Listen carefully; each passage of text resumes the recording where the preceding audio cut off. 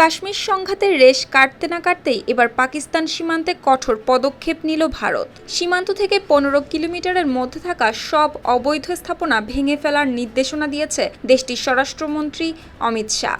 আর এই সিদ্ধান্ত ঘিরেই নতুন করে বাড়ছে ভারত পাকিস্তান সীমান্ত উত্তেজনার আশঙ্কা। সংবাদ মাধ্যম আল জাজিরার প্রতিবেদনে জানা যায় 27 মে বুধবার এই ঘোষণা দেয় ভারতের স্বরাষ্ট্রমন্ত্রী। ভারত বলছে পাকিস্তান সীমান্ত দিয়ে অনুপ্রবেশ, মাদক পাচার, অস্ত্র চোরাচালান এবং সন্ত্রাসে অর্থায়নের মতো কার্যক্রম বাড়ছে।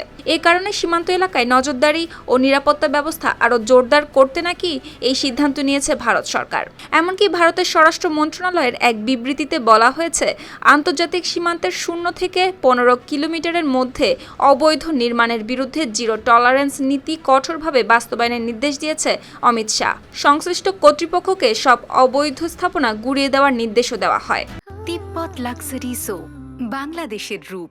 তবে ভারতের এই সিদ্ধান্ত তৈরি করেছে নতুন করে সীমান্ত উত্তেজনার আশঙ্কা। কারণ গত বছর থেকেই ভারত ও পাকিস্তানের সম্পর্ক তীব্র সংকটের মধ্য দিয়ে যাচ্ছে। কাশ্মীরে একটি অজ্ঞাত হামলায় 26 জন নিহত হওয়ার পর দুই দেশের মধ্যে 4 দিনের সংঘাত শুরু হয়েছিল, যেখানে নিহতদের বেশিরভাগই ছিলেন হিন্দু পর্যটক। তাই ভারত ওই হামলার জন্য পাকিস্তানকে দায়ী করলেও ইসলামাবাদ অস্বীকার করে এসেছে সেই অভিযোগ। এরপর দুই দেশের মধ্যে পাল্টাপাল্টি ভারী গোলাবর্ষণের ঘটনাও ঘটে, যেখানে নিহত হয় আরও অন্তত 70 জনেরও বেশি মানুষ।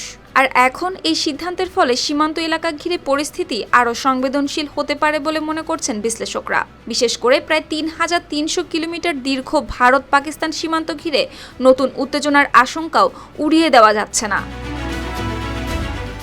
সুপ্তি রায়, RTV।